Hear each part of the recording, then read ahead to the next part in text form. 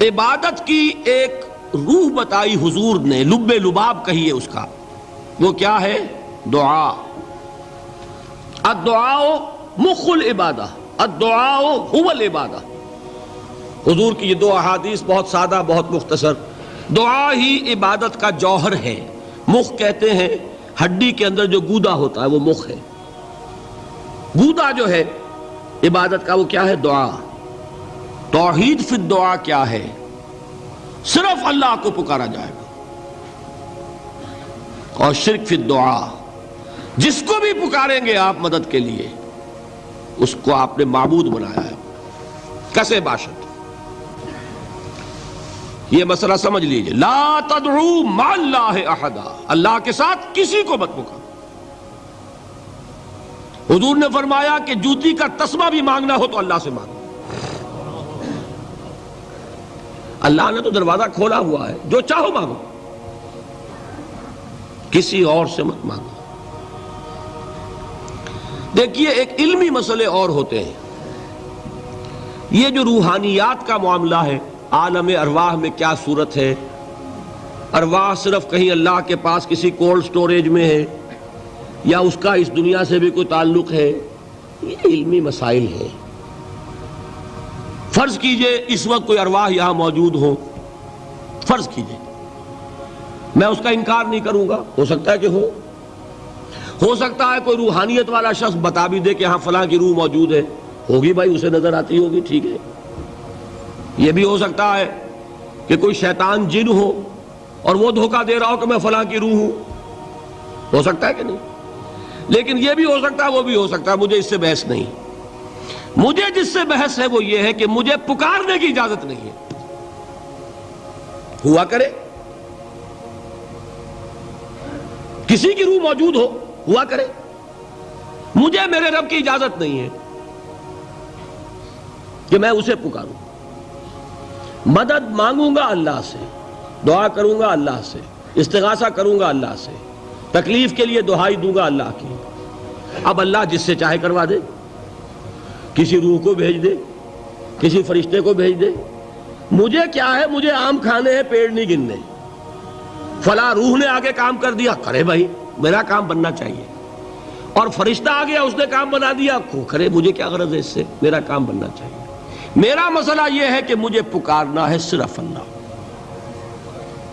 اللہ کو اس کی بھی قدرت ہے، کسی کو نہ بھیجے، نہ کسی روح کو بھیجے، نہ ملائکہ کو بھیجے، بغیر کسی کے جو چاہے کر دے۔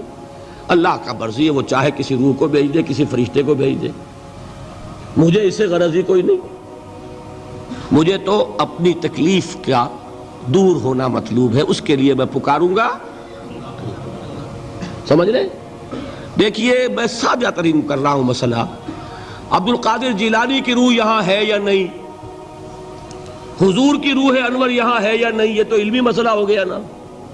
یہ فرشتے یہاں ہیں کہ نہیں، کوئی اختلاف ہے؟ میں پکار سکتا ہوں اسے کہ بھائی ذرا میرا کام کر دینا ہے؟ یہ کروں گا تو شرک۔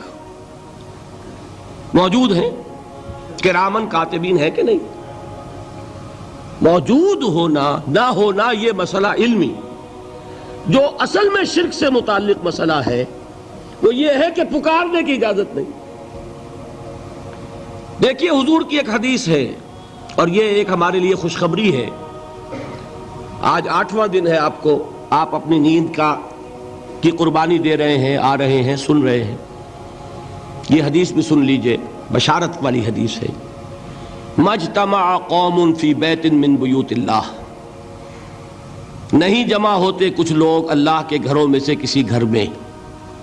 اس کا مصداق اول تو مسجد ہوگی، لیکن تقریباً تمام محدثین نے مانا ہے کہ صرف مسجد تک محدود نہیں ہے، سب گھر اللہ کے ہیں۔ یہ جگہ کس کی ہے؟ تو عام ہے یہ چیز، لیکن مسجد کا ہوگا تو وہ مصداق اول ہو جائے گا۔ مجتمع قوم فی بیت من بیوت اللہ یتلون کتاب اللہ ویتدارسونہ بینہم، کام کیا کر رہے ہوں کہ اللہ کی کتاب پڑھ رہے ہوں، وہ سمجھ رہے ہوں، سمجھا رہے ہوں، تو کیا ہوتا ہے؟ الا نزلت علیہم السکینہ، ان پر اللہ کی طرف سے سکینت کا نزول ہوتا ہے۔ وغشیتہم الرحمہ، رحمت خداوندی انہیں ڈھانپ لیتی ہے۔ وحفتہم الملائکہ، فرشتے ان کے گرد گھیرا ڈال لیتے۔